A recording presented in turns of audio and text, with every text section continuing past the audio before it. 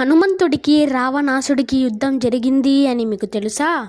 ఒకరోజు రావణాసుడు తనలో తాను హనుమంతుడు బలవంతుడా లేక తనకంటే నేనే బలవంతున్నా అని అనుకుంటాడు. లేదు, హనుమంతుడు పిరికివాడు, నేనే తనకంటే బలవంతుని అని అంటాడు. అలా హనుమంతుడితో సవాల్ చేస్తాడు రావణాసుడు. హనుమంతుడు ఇద్దరం సరి ఒక గుద్దు గుద్దుకుందాం అని అంటాడు. రాముడి దగ్గర వద్దు, ఇక్కడే చేసుకుందాం అని అంటాడు. రావణాసుడు సరే అని అంటాడు. ముందు రావణాసుడి వంతు. రావణాసుడు హనుమంతుడిని గుద్దితే హనుమంతుడికి చీమ కుట్టినట్టు కూడా అనిపించదు.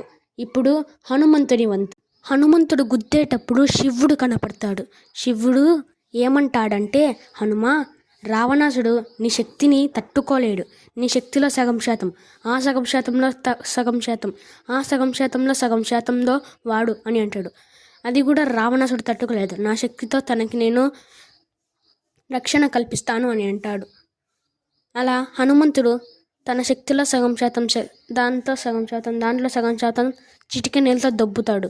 దొబ్బితే రావణాసుడు ఎక్కడో వెళ్ళి పడతాడు. హనుమంతుడు బాధతో పరిగెత్తుకుంటూ వెళ్ళి, రావణ, నీకేం కాలేదు కదా? ఓయమ్మ. రావణాసుడు, ఓయమ్మ, ఇంత బలవంతుడు రాముడు పెట్టుకొని నేను ఖచ్చితంగా ఊడిపోతా. మీకు హనుమంతుడు ఇష్టం ఉంటే జై శ్రీరామ్ అని కామెంట్ చేయండి. హనుమంతుడికి ఏ దేవుడు ఏ వరాలు ఇచ్చారో మీకు తెలుసా? అవన్నీ తెలుసుకోవాలంటే నెక్స్ట్ పార్ట్లో చెప్తాను. అంతలోపు మీరు మన ఛానల్ని లైక్ అండ్ సబ్స్క్రైబ్ చేసుకోండి.